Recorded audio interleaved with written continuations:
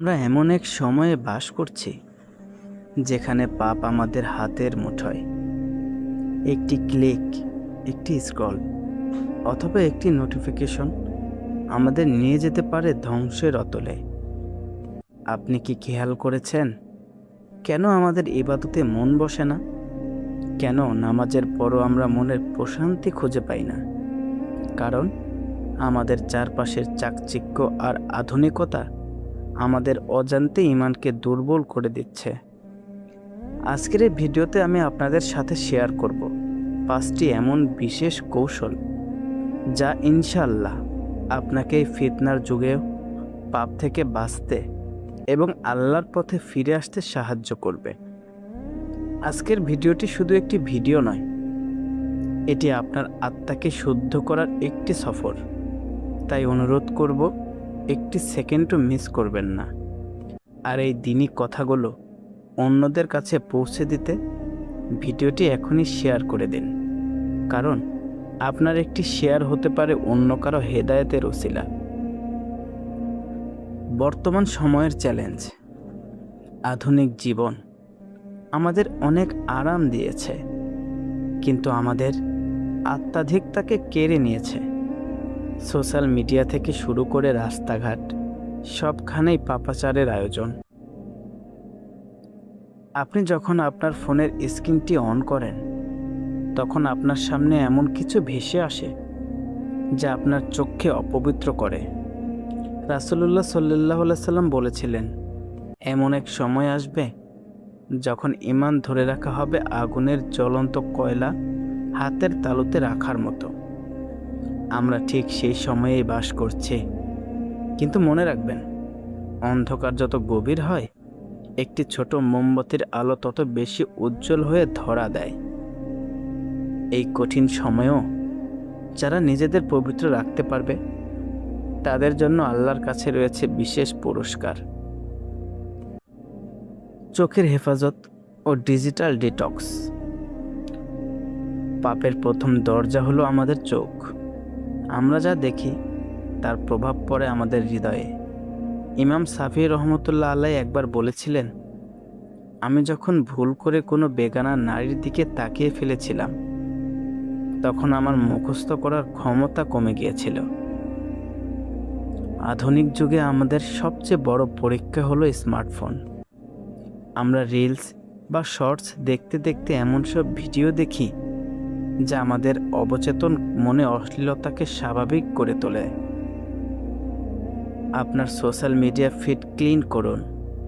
যেসব পেজ বা অ্যাকাউন্ট আপনাকে আজেবাজে জিনিস দেখতে বাধ্য করে, সেগুলোকে আজই আনফলো করুন। মনে রাখবেন, আল্লাহ আপনার স্ক্রিনের প্রতিটি মুভমেন্ট দেখছেন। একাকিত্বের সময় আল্লাহর ভয়।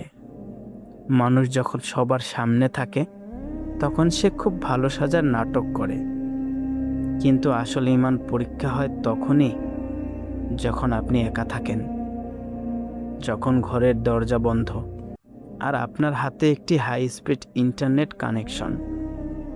রাসূল সাল্লাল্লাহু আলাইহি সাল্লাম বলেছেন, কিয়ামতের দিন এমন একদল লোককে আনা হবে যাদের আমল হবে পাহাড়ের মতো বড়, কিন্তু তারা যখন নির্জনে যেত, তখন তারা অবলীলায় আল্লাহর নিষিদ্ধ কাজগুলো করত।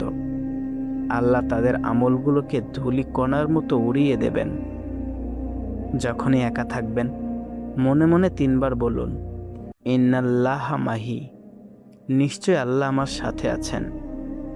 নির্জনে পাপ করার ইচ্ছা হলে চিন্তা করুন, এই মুহূর্তে যদি আমার মৃত্যু হয়, তবে আমি আল্লাহর সামনে কোন মুখে দাঁড়াবো? সৎ সঙ্গ ও পরিবেশ পরিবর্তন। মানুষ তার বন্ধুর আদর্শে গড়ে ওঠে। আপনার চারপাশে যদি এমন বন্ধু থাকে যারা দিনরাত গীবত করে, বাজে আড্ডা দেয় বা নামাজের গুরুত্ব দেয় না, তবে আপনি চাইলেও নিজেকে পুণ্যবান রাখতে পারবেন না। কয়লার দোকানে গেলে যেমন গায়ে কালির দাগ লাগবেই, তেমনি খারাপ পরিবেশে থাকলে পাপের দাগ আপনার আত্মায় লাগবেই।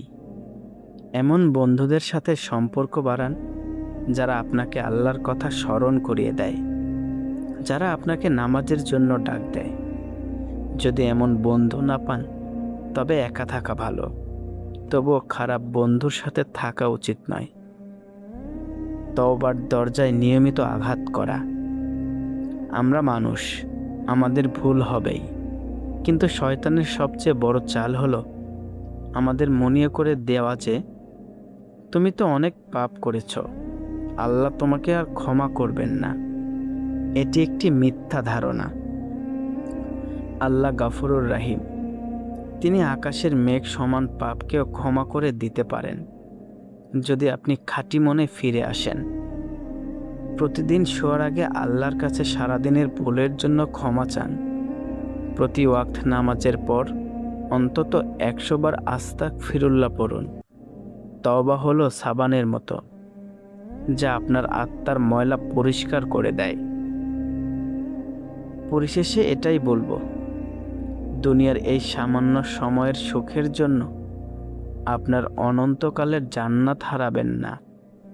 আমাদের যাত্রা আল্লাহর দিকে, আর সেই যাত্রা হতে হবে পবিত্র। আজ থেকে প্রতিজ্ঞা করুন, আপনি আপনার চোখ, কান এবং হৃদয়কে হেফাজত করবেন। হে আল্লাহ, আমাদের এই ফিতনার যুগে ঈমানের উপর অটল থাকার তৌফিক দিন। আমাদের অন্তরে আপনার ভয় এবং ভালোবাসা বাড়িয়ে দিন। আমিন। ভিডিওটি আপনার কেমন লেগেছে তা কমেন্টে জানান। আর যারা এখনও ভিডিওটি শেয়ার করেননি, তারা দয়া করে অন্যদের উপকারের জন্য এটি শেয়ার করে দিন। দেখা হবে পরবর্তী ভিডিওতে ইনশাআল্লাহ। আসসালামু আলাইকুম ওয়া রাহমাতুল্লাহ।